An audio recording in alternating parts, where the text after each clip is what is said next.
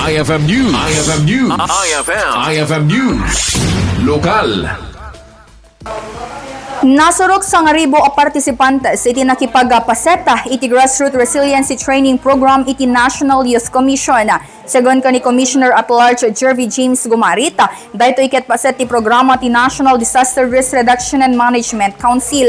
Gagam tinaso programa may kanti impormasyon kan dumalan karay ti panagsana idagiti agtutubo no anna dagiti nasken nga ramiden dano adday ti didigra. May night iti Ditoy na imbitaran dahil iti nagdudumang ahensya kas speaker iti nasao nga programa kang ronaan na iti Bureau of Fire Protection, Department when Disaster Risk Reduction and Management Council kan iti Department of Science and Technology. But this is not the actual Agridam program, but this is also part of the Agridam, wherein we train young leaders, no, school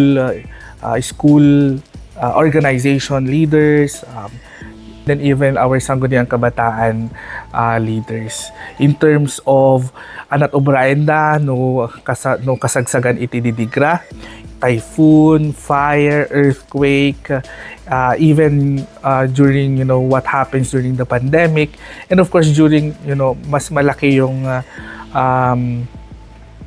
mga training in terms of yung what the youth can do. Katad ni Asek Gumarita nga importante tinaso training gaputan nasken nga adapay mapatibkera ken mapalawar iti impormasyon nga maipaay karagiti agtutubo.